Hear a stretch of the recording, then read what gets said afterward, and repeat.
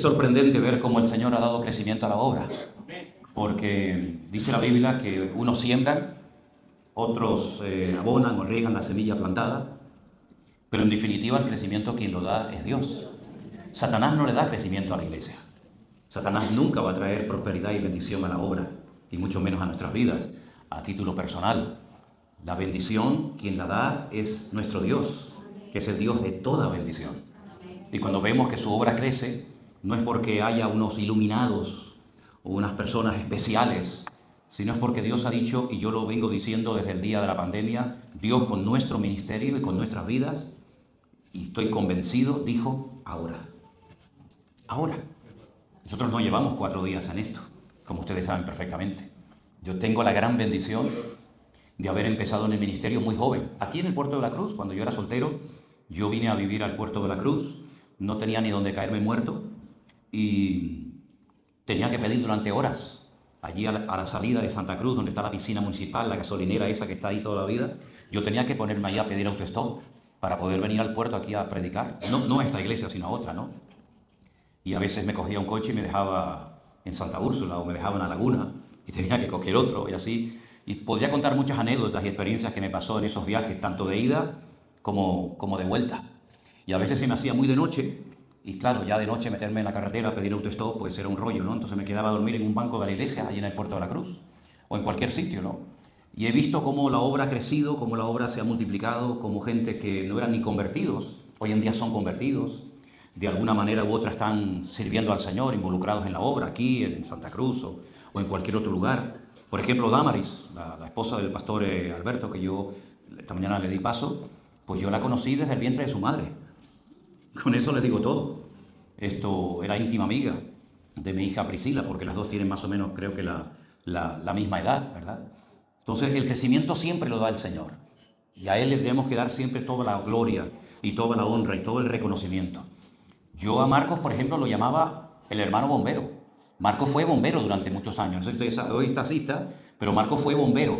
Marcos era de los que llegaba tarde al culto y se iba el primero. Siempre fue así. Llegaba tarde, cuando se decidía entrar, entraba, y cuando terminaba el culto, si Marcos no se fue, porque como él vivía en una zona de muy mal aparcamiento, él tenía la obsesión de que si llegaba tarde no podía aparcar. Entonces se iba corriendo, era el hermano bombero.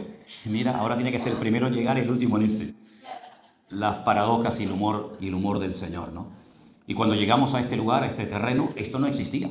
Esto era un terreno baldío. Cuando entramos la primera vez a esta propiedad, esto era un nido de ratas, pero literal, ¿eh? Aquí había ratas, hermanos, para dar y vender. Con todo respeto, los chinos aquí se hubieran puesto las botas. Era increíble. Y alquilamos este lugar y nos hacía tanta ilusión estar en este lugar, que nos veníamos, Elena y yo, con las niñas, los días entre semana y poníamos allí una tienda de campaña y allí nos quedábamos a dormir en una tienda de campaña mientras oíamos a un señor que vivía aquí enfrente haciendo todo tipo de voces y bueno, era algo tremendo hasta que ya yo pasé un día enfrente y ya no se quedó más enfrente, ¿no? Pero esto no existía. El lugar de culto era aquí donde están las habitaciones y allí estuvimos no sé cuánto tiempo, pero antes de eso tuvimos un pequeño local en una calle que se llama, si no recuerdo mal, la Cruz de los Martillos. Claro, como aquí en Tenerife hay tantas cruces, la Cruz de la Cebolla, la Cruz Santa, la Cruz de los Martillos, estábamos en la Cruz de los Martillos. Y allí estuvimos, hasta que un día un hermano dijo, oye, hay un lugar que alquilan en el Puerto de la Cruz y tal, y yo vine a verlo con el dueño. Pero que antes de estar en ese local de la Cruz de los Martillos, estuvimos en el Hotel Orotava, en el Puerto de la Cruz, haciendo unos cuantos cultos, íbamos, montábamos todo, desmontábamos, salíamos corriendo para el culto Santa Cruz por la tarde, luego volvíamos otra vez durante la semana. Pero es que antes de estar en el Hotel Orotava, estuvimos en una casa particular de unos hermanos, que fue donde nació esta iglesia. Claro, muchos de ustedes han venido aquí y ya se lo han encontrado todo hecho. Pero es bueno recordar los inicios, es bueno recordar los principios, tanto para los viejos como para los nuevos, para que valoremos hasta la silla en la que está sentado, que por cierto veo que son sillas diferentes, ¿no? Ya no son aquellas sillas verdes, ahora son más bonitas, ¿eh? Y en la casa de Ángel y de Damaris, en el Enicó de los Vinos, veníamos una vez a la semana con una ilusión, veníamos con unas ganas y veíamos que esas reuniones en el salón de la casa de Damaris y de Ángel, que por cierto no veo a Ángel ahora a la mañana, No se fue de la iglesia, ¿no? Ah, no, porque Ángel País es la iglesia. Antes te vas tú y yo. Y allí empezamos la obra y como crecía y crecía, ya no cabíamos, nos fuimos al hotel y etcétera, etcétera, ¿no? Yo le estoy muy agradecido a ellos dos y me gustaría que hoy, en este primer culto del año o en este primer domingo del año, le diéramos gracias al Señor, pero también le diéramos las gracias a ellos porque ellos abrieron su hogar y por haber abierto su hogar, hoy nosotros estamos en este lugar alabando al Señor. Así que demos un fuerte aplauso y gracias, de todo corazón. Gloria a Dios, gloria a Dios. Así que le dices a Ángel, muchas gracias. Ángel ha trabajado aquí muchísimo. Y por aquí han pasado cantidad de personas. Por esta iglesia ha pasado tanta gente que si se hubieran quedado todos los que pasaron, tendríamos que hacer el lugar de culto hasta abajo, hasta el barranco, ¿no?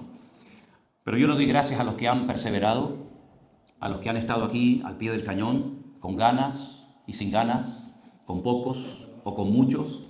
El Señor dice en la Biblia que es galardonador de los que le buscan y de alguna manera recompensa la labor, la constancia, la fidelidad. Dios la recompensa.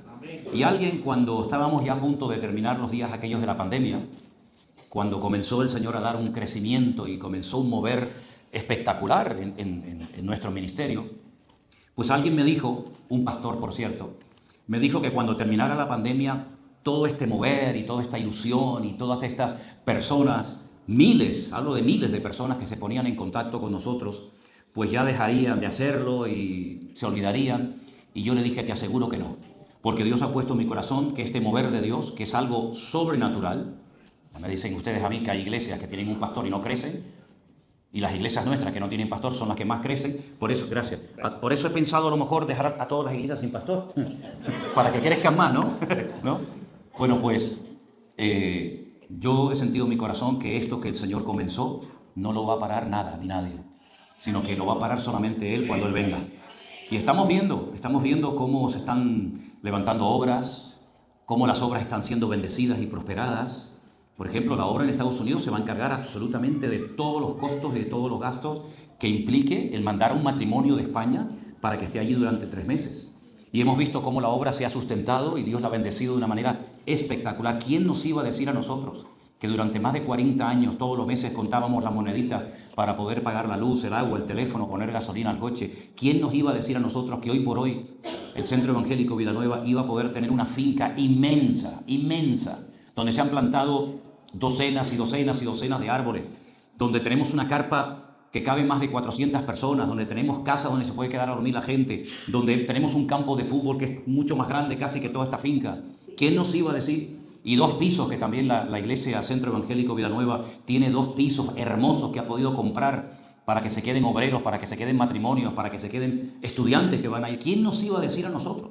Una iglesia que, como en nuestro caso, no sé en Puerto, pero en nuestro caso nosotros antes de la pandemia incluso llegó un tiempo, y Armando lo sabe porque es uno de los tesoreros del ministerio, que a veces debíamos hasta 3 meses de alquiler, hermano. 3 meses de alquiler, no teníamos dinero para pagar el alquiler del local en Santa Cruz, que es alquilado. Pero no solamente eso, sino que además ustedes saben que aquí en España cada 3 meses hay que pagar lo que se llama el IRPF, que son las retenciones que hay que pagar la Hacienda. Entonces, cuando llegaba el trimestre y llegaba el IRPF, que es algo que le encanta a Marcos, pues decíamos, Dios mío, ahora el alquiler y encima el IRPF. Y me acuerdo que un día me llamó el administrador, que ya se murió. Sí, el pobre, pero ya no me ha llamado más. Así que Dios lo tenga en su gloria, ¿no? Pero me llamó y me dijo, oye, ya no más, ya deben 3 meses. Pero él no sabía que no habíamos pagado el IRPF. Entonces, como yo generalmente nunca hablo de dinero, aunque a veces hay que hablarlo y decirlo, porque también hay que hablar del dinero y de la economía, ¿o no? Por supuesto que sí. ¿Por qué no vamos a hablar del dinero? Si hasta la palabra dinero está en la Biblia, ¿no? Pues me subí a un púlpito un domingo a la tarde y le dije a los hermanos de Santa Cruz, hermanos, les anuncio que debemos 3 meses, ya me han llamado. Era un sinvivir, Yo siempre estaba preocupado, no se puede pagar esto, no se puede pagar lo otro, ni Biblias podíamos comprar para regalar, y era un sinvivir. Yo lo pasaba fatal. Porque claro, ¿a quién llamaban? A mí. y tenemos que orar para que el Señor haga un milagro y para que el Señor provea los 3 meses. Además debemos los IRPF, el impuesto Hacienda, etcétera, etcétera. Y me pongo a predicar. Generalmente, y ahora lo van a aprender ustedes en la escuela bíblica en Alicante, cuando uno predica o comparte, uno tiene que tener la tendencia de mirar a todos los ángulos del auditorio. No puede estar como algunos pastores predican y se pegan 30 minutos predicándole a este. Y claro, ya el pobre está ya que no sabía dónde meterse. Yo me crié con un pastor que él predicaba todo el sermón mirando al techo. Y muchos hermanos, al principio, ya después ya nos dimos cuenta de que él era así, pero nosotros pensamos que él tenía el sermón escrito en el techo. Porque él predicaba así, porque hermanos, porque hoy, y mirábamos así, y decía, ¿para quién está mirando este hombre, no? A mí me enseñaron, y creo que lo suelo hacer, es mirar a todo el mundo, ¿no? Pero ese domingo no lo pude hacer. Ese domingo, a mano derecha, donde están ustedes ahora, más o menos como a la mitad del pasillo, hablo de la iglesia nuestra en Santa Cruz, había un señor muy alto, muy corpulento, que no lo había visto nunca en el culto. Y mis ojos durante la alabanza, porque yo también tenía que dirigir la alabanza porque no teníamos músicos, nada, ni aquí ni en Santa Cruz, pues durante la alabanza y durante la predicación siempre se me iban los ojos a él. Y era una cosa extraña, ¿no? Porque, vuelvo a repetir, hay que mirar en todas direcciones. Cuando termina el culto, Armando se me acerca y me dice, oye, hay una persona que ha dado un dinero y con ese dinero cubrimos todo lo que debemos. Todo lo que debemos, que es un pastón. 1.500 por 3 que vale el alquiler, ¿cuánto es? Más el IRPF, estamos hablando de un dineral. Y yo le dije a Armando, porque Armando se le cambió la cara, estaba como blanco, no se lo creía, ni él se lo creía, ¿no? Y le digo, oye, ¿no habrá sido un señor alto, muy corpulento que te dio un sobre? Y me dijo, sí, ese es. Bueno, pues voy a por lo menos acercarme a darle las gracias. Ya prácticamente la gente se había marchado a la iglesia, pero él se quedó en el pasillo de la iglesia de pie, mirando hacia el púlpito, y yo vengo por detrás de él y le toco en el hombro. Él se gira, era un hombre enorme, ¿eh? Y le digo, muchísimas gracias, quiero darle las gracias de todo corazón como pastor de la iglesia, porque me he enterado que usted ha dado un dinero, y justamente es el dinero que tenemos que pagar sí o sí, tanto al alquiler como a Hacienda, ¿no? Y no me dice nada. Y claro, yo quería sacarle un poco de conversación y le dije, pues una vez más le doy las gracias. No me respondía. Y le digo, pero ¿usted cómo se llama o de dónde ha venido? Porque nunca lo había visto aquí. Y me dice, ¿por qué me preguntas cómo me llamo? Si hoy estoy aquí y mañana estoy allá. La sensación que yo sentí mientras él me hablaba no la puedo describir con palabras. Te estoy contando lo que me dijo, pero no lo que sentí. No lo puedo transmitir con palabras. ¿Por qué me preguntas cómo me llama y de dónde soy o de dónde vengo si hoy estoy aquí y mañana estoy allá? Y le dije, está bien. Le di la vuelta, me fui. Nunca más este hombre vino a nuestra iglesia. Nunca más vino a la iglesia, ni lo vi, ni en la iglesia, ni en la calle, ni en ninguna parte. El Señor evidentemente hizo un milagro.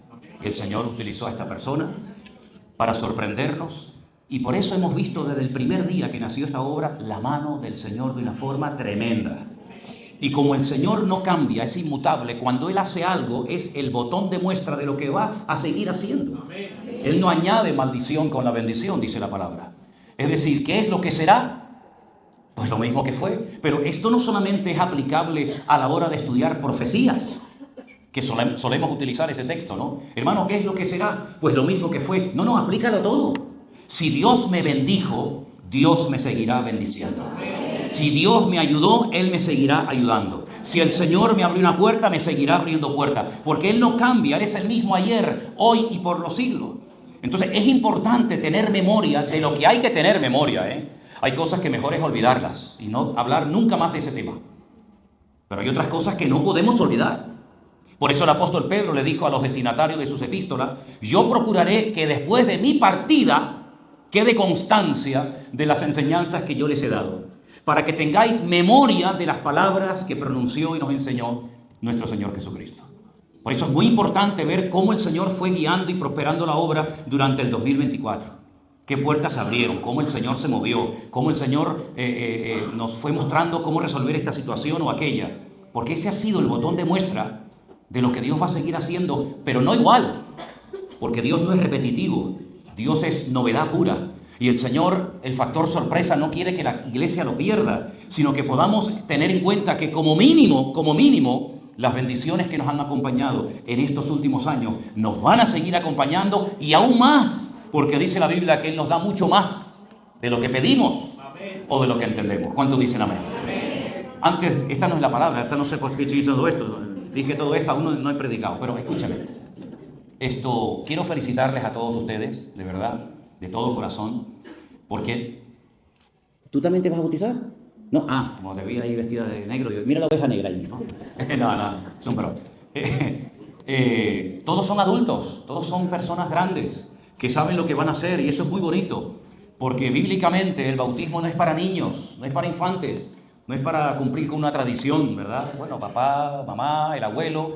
No, esto es un mandato bíblico y los mandatos bíblicos los tienen que cumplir personas que quieren cumplirlos y que los entienden y los quieren poner en práctica. Entonces yo les felicito porque ustedes son adultos y han llegado a la conclusión de que ese mandamiento, que es tan importante como cualquier otro, hay que ponerlo en un momento determinado de la vida en práctica, ¿no? Y yo les felicito por este paso que van a dar. Antes que se me olvide, ¿quién es el que atiende así más o menos aquí la zona? Hoy no veo a Ángel, pero que más o menos el que tú tienes aquí para ayudarte un poquito así en las cosas. José María. José María, ¿dónde está José María? Búscate un martillo. ¿Tienes un martillo a mano? Tienes que buscar un martillo y vete rompiendo la capa de hielo que está encima del agua de la piscina de la piscina. Por eso yo vine enchaquetado esta mañana. Yo vine enchaquetado, digo, a mí no me coge. Cuando no me queda más remedio que bautizar, lo hago, pero mi debilidad es el pulmón, es el pecho. No, lo digo en serio, ¿eh? Y he tenido neumonía y he estado muy mal muchas veces. Entonces, sé que si yo me meto ahora mismo en el agua, probablemente este sea el último culto de mi vida. Filipenses capítulo 3. Hermanos, queridos, ¿qué hora es? A ver, 12:20. A las 12:25 termino. Y algunos dicen, no se lo creen ni él. Filipenses capítulo 3. Esta carta es una maravilla, es una joya. ¿Cuál es el objeto más viejo que tú tienes en tu poder? El objeto, el mueble, el libro o lo que sea más viejo que tengas en tu casa. Alguno dirá, mi marido. ¿Cuál es el objeto? Él no es un objeto, hombre. Él es una persona. ¿Cuál es el objeto más viejo que tienes en tu casa? Yo tenía una colección de sellos que un día se hizo un rastro aquí afuera, cuando hacíamos aquellos rastros gigantes, aquellos mercadillos aquí afuera, y como necesitábamos recursos para la iglesia, yo tenía una colección de sellos que no es por nada, ¿eh? Tenían años y años y años, y seguramente costaban mucho dinero, y yo la doné para que se vendiera, no sé ni por cuánto, para tener dinero para seguir construyendo aquí la obra. Bueno, yo les voy a decir algo tremendo. Todos ustedes tienen en su mano un libro que en algunos casos tiene miles de años. Miles de años. ¿Perdón? La Biblia. Ok. La carta que vamos a leer esta mañana se escribió, se calcula, entre el año 60 y el año 62 después de Cristo. Es decir, estamos hablando de casi 2000 años tiene esta carta que vamos a leer un trocito en esta mañana. ¿Qué le parece? Más de 2000 años, porque no estamos realmente en el 2026. Estamos 5 o 6 años más por un error de cálculo que tiene nuestro calendario. Así que estaríamos, ya digo, 5 o 6 años más de lo que estamos en este momento. En el capítulo 3, a partir del versículo 7, dice la palabra de Dios, perdona que no les haya pasado la lectura, se me pasó. Cuantas cosas eran para mí ganancia, las he estimado como pérdida por amor de Cristo. Y ciertamente aún estimo todas las cosas como pérdida por la excelencia del conocimiento de Cristo Jesús, mi Señor, por amor del cual lo he perdido todo y lo tengo todo por basura para ganar a Cristo. Hoy leí una vieja Biblia que yo tengo, no es del 1800, pero es una Biblia de una versión muy antigua, y cuando llegué a la palabra basura, ¿saben lo que pone? Estiércol, efectivamente. Ese era el concepto. No puedo decir la palabra porque algunos se pueden escandalizar y estamos grabando esto, pero ustedes saben lo que es el estiércol, ¿no? Ese era el concepto que Pablo tenía de todas aquellas cosas que le podían abrir puertas en la vida. De todo lo que en un momento determinado a algunos le hubiera gustado tener y nunca tuvieron. Pero para él dice, todo lo que a mí me puede abrir puertas, todo lo que me puede producir algún tipo de beneficio personal o de ganancia, para mí lo tengo todo por estiércol, por basura, para ganar a Cristo. Dice el versículo 9, y ser hallado en él, no teniendo mi propia justicia, que es por la ley, sino la que es por la fe de Cristo, la justicia que es de Dios por la fe, a fin de conocerle y el poder de su resurrección y la participación de sus padecimientos, llegando a ser semejante a él en su muerte, si en alguna manera llegase a la resurrección de entre los muertos. Y ahora dice el apóstol Pablo, no que lo haya alcanzado ya, ni que ya sea perfecto, sino que prosigo para ver si logro asir aquello para lo cual fui también nacido por Cristo. Hermanos, yo mismo no pretendo ya haberlo alcanzado, pero una cosa hago, escuchen, olvidando ciertamente lo que queda atrás y extendiéndome hacia lo que está delante. Prosigo a la meta, al premio del supremo llamamiento de Dios en Cristo Jesús. ¿Cuántos dicen amén? Amén. Pues Pablo, si tú no lo has alcanzado, y si tú no has llegado a la meta, y si tú todavía no has llegado a ese conocimiento al cual dices que quieres llegar, imagínate nosotros. Porque esta carta, que dije al principio que se escribió entre el año 60 y 62 de la era cristiana, se escribe desde la cárcel. Pablo no la está escribiendo desde una playa en el Caribe, en su mejor momento, o en su tiempo de juventud, o de esplendor ministerial. Él la está escribiendo cuando ya es una persona con una edad, muy cascado por la vida, muy apaleado por la cantidad de sufrimientos y de padecimientos que tuvo que padecer por la causa de Cristo y del Evangelio, y él la está escribiendo desde la cárcel. Algunos piensan que Pablo no salió de la cárcel, sino que él entró y de ahí ya no salió. Hay otros comentaristas, otros que opinan que sí, que él logró salir y luego ya en el segundo encarcelamiento ya fue el definitivo, cuando ya después terminan martirizándolo. Sea como sea, él, su estancia en la cárcel, no se cruza de brazos, sino que él se dedica, si no a escribir, por lo menos a dictar cartas. Y el que las copiaba se cree que era un tal Epafrodito, que copiaba las palabras que el Espíritu de Dios ponía en la mente, en la boca de Pablo, las escribía, y luego lo que Pablo hacía es que las firmaba. Y por ejemplo, en una de ellas al final dice, mirad con cuán grandes letras os escribo, porque Pablo tenía un problema en la visión, un problema en la vista bastante grave. Sea como sea, Pablo escribe esta carta desde la cárcel, le escribe otra carta a los efesios, pero la diferencia es que esta carta se la escribe solamente a los filipenses, pero la carta a los efesios dice, cuando ustedes lean la carta en la iglesia, mándenla a las otras iglesias de alrededor. ¿Y cuáles eran las iglesias de alrededor de Éfeso? Pues Esmirna, Pérgamo, Tiatira, Sardis, la Odisea, etc. Y esa es la gran diferencia, pero también se escribió de la cárcel. Luego escribe otra carta a los colosenses, una iglesia que estaban desviándose doctrinalmente hablando, que incluso llegaban a darle culto a algunos ángeles. Y después escribe una carta personal muy bonita a su amigo Filemón, el cual había tenido un problema con un esclavo que se le había escapado y que le había robado algo de dinero. Pero en esta carta de los filipenses, el apóstol Pablo es muy claro y dice, hermanos, yo tengo una meta, yo tengo unos objetivos delante de mí que aún confieso que no los he alcanzado. Yo no sé cuáles son tus metas como creyente. No te hablo como estudiante o como empresario, si es que lo eres.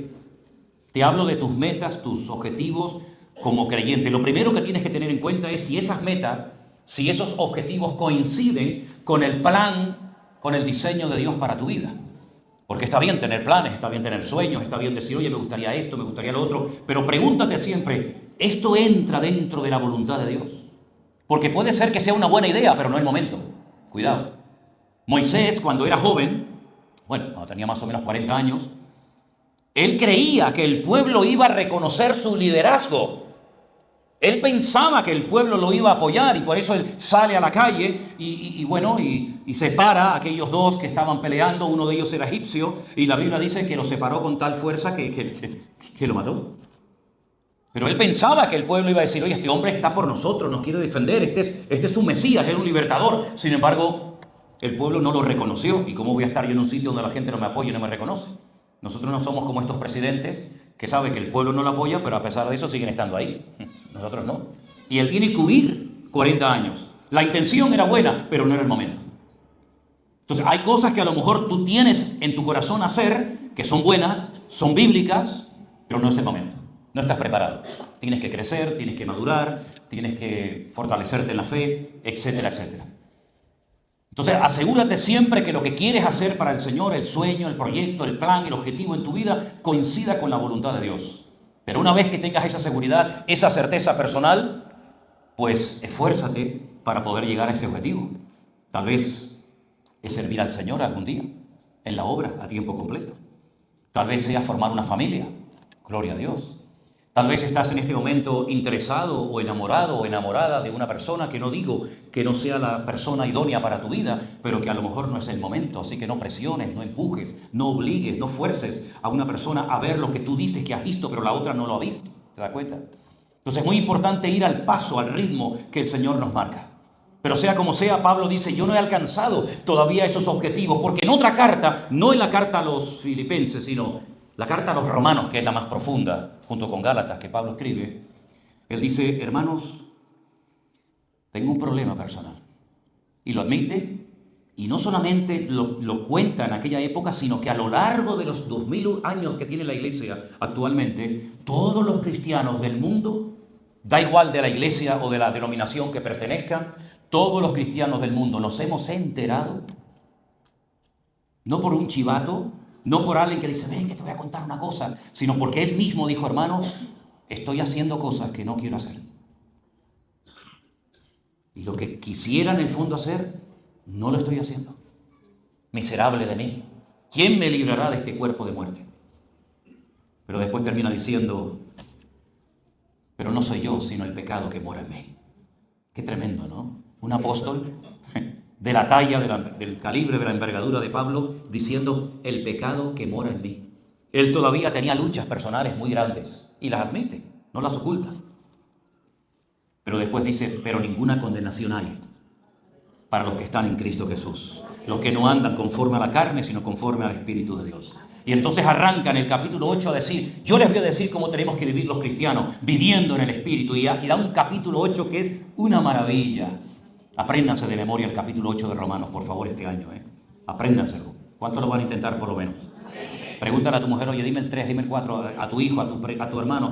Apréndanse el capítulo 8 de la carta a los Romanos. Es una maravilla para que el día que no tengamos Biblia, por lo menos podamos decirnos capítulos los unos a los otros que hemos aprendido de memoria, ¿verdad? Pablo dice, yo tengo una meta. Y la meta es, primeramente, como dice aquí, conocerle. ¿Cuánto conocemos de Cristo a estas alturas del camino, hermano? ¿Cuánto conocemos del Señor? Yo creo que todavía queda mucho por conocer de Él, ¿sí o no? Toda la eternidad nos va a llevar a conocer al Señor. La meta de Pablo era, yo quiero conocer al Señor que me llamó. Aquel que me asió, aquel que me agarró, yo quiero conocerle, y no solamente conocerle, sino quiero participar del poder de su resurrección. Porque si hubo un poder tremendo que se manifestó en la vida del Señor Jesucristo, fue el poder de la resurrección. ¿Cuánto poder tiene que haber para resucitar a un muerto? Claro, Pablo no dice, quiero conocer el poder de Dios en la sanidad de los enfermos, o en la limpieza de leprosos, o en darle la vista a los ciegos, sino que él apunta a un objetivo más alto. Él dice, yo quiero conocer el poder de Dios, pero en lo máximo. ¿Y qué es lo máximo de la manifestación del poder del Padre en la vida de su Hijo? Cuando lo resucitó de la tumba.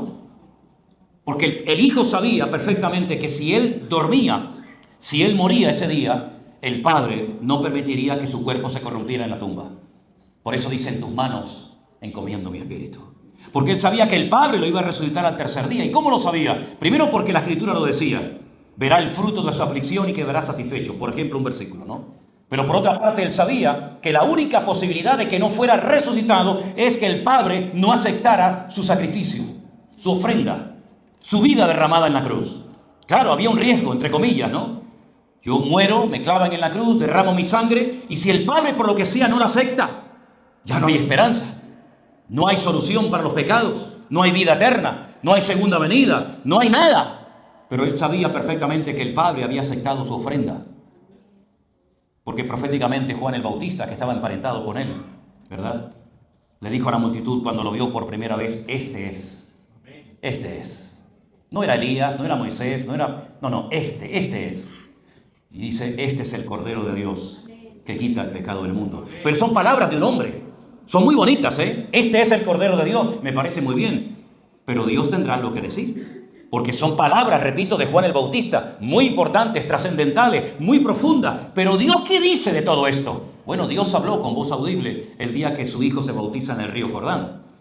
Y dice la Biblia que mientras era bautizado por Juan el Bautista, se oye una voz audible de Dios que dice: este es mi Hijo amado, en el cual deposito toda mi complacencia, toda mi confianza.